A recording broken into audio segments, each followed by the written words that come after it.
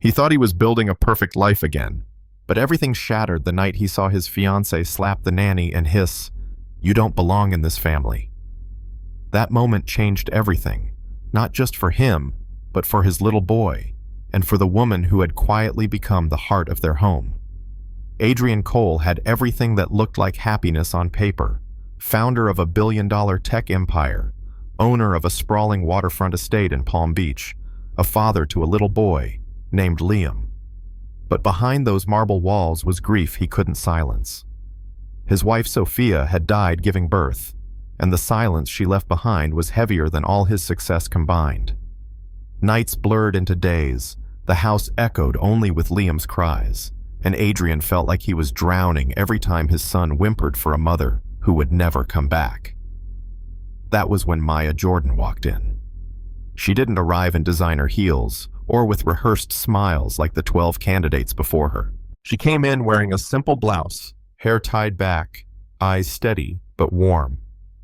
Instead of staring at the chandeliers or the artwork, she walked straight to Liam's crib, whispered, "Hey, little man," and for the first time in months, his crying stopped. Adrian froze. He had seen his son reject everyone, but somehow this woman. She felt like a missing piece. At first he told himself it was just convenience. Maya was good with Liam, end of story. But over time, the quiet moments started to break through his grief. Liam giggling as she sang lullabies, her patient voice telling him stories the way she documented every milestone in a photo album she made by hand. Adrian found himself lingering by the nursery door, watching, listening, breathing again. And then came the day Liam reached out with sticky fingers and called her clear as day Mama Maya. Adrian's heart nearly collapsed right there. Maya looked startled, even guilty, whispering, "Oh, sweetheart, I'm not your mama. Your mama's in heaven." But the little boy just laughed, clapped his hands, and said it again. Adrian stood in the doorway and said, "Don't correct him." Sophia would have wanted him to feel a mother's love. He meant it with every fiber of his being, though he couldn't yet say what was blooming in his own chest. But not everyone in that house agreed. Adrian's mother, Claudia, a woman who carried Palm Beach society on her back like armor, was furious. She sneered at Maya's presence, called her the help, reminded Adrian at every chance that a nanny should know her place. "Boundaries matter, Matthew," she snapped one evening. "He'll never learn if you let him confuse a nanny for a mother." Maya just stood tall, chin lifted, eyes calm, even as her heart broke a little. And Adrian, he felt the ground shifting under him, realizing he was caught between old money prejudice and the simple truth his son had already chosen. Enter Dana. To the outside world, she was perfect fiancée material, poised, stunning, with a polished resume of charity galas and high society connections. Adrian's mother adored her, said she would bring dignity back to the family. At first, Adrian wanted to believe that too. But when the front doors closed and no one was watching, Dana's mask slipped. She began with little cruelties, locking Maya out of the kitchen, hiding Liam's toys, and blaming her, whispering poison into the child's ear. Then it got darker.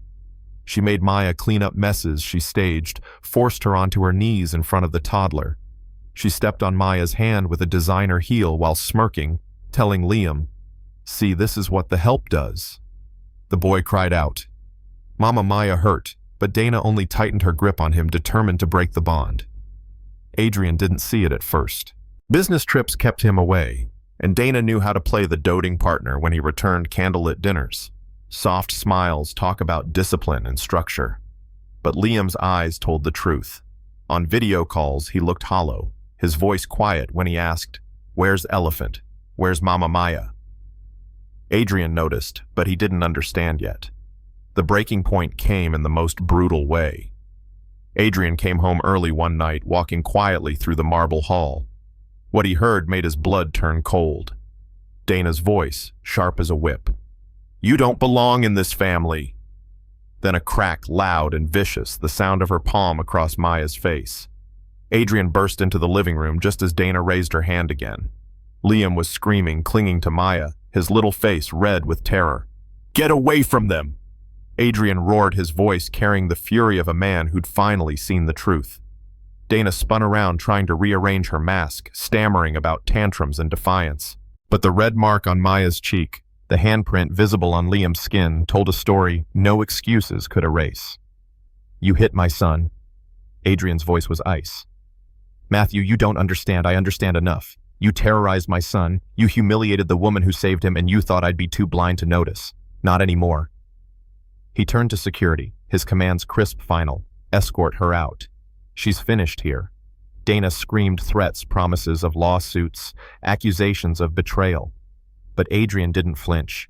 He held Liam against his chest, watched Maya gather the sobbing child into her arms, and said with a clarity that shook even himself, "You were never going to be his mother.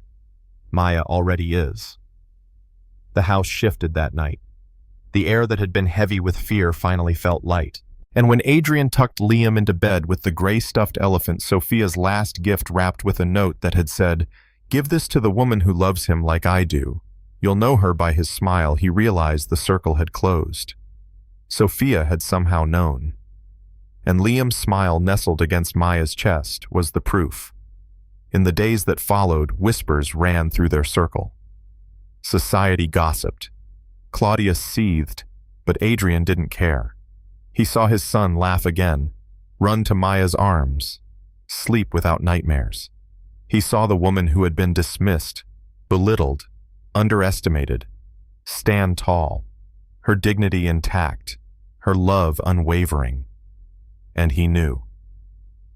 One golden morning in the garden with Liam picking flowers and giggling at butterflies, Adrian took a breath he hadn't taken since Sophia died. He turned to Maya, heart pounding, and said, "I owe you everything. My son's happiness, my own second chance at life. Marry me, Maya. Be his mother officially.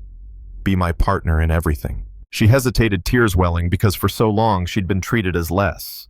But when Liam toddled over, tugging her skirt, saying, "Mama Maya, stay forever," she smiled through her tears and whispered yes. The garden erupted with laughter and joy.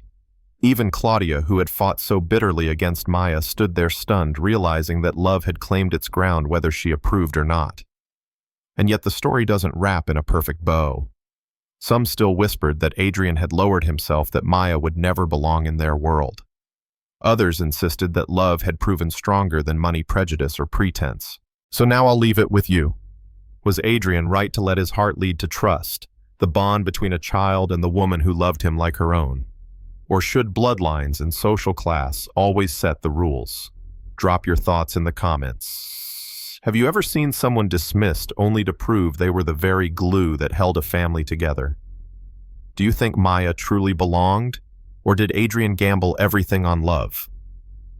Like this story, if it moved you, share it with someone who needs to hear that love can conquer the cruelest lies, and don't forget to subscribe for tomorrow's story. Because sometimes the people society pushes aside are the ones who end up saving us all.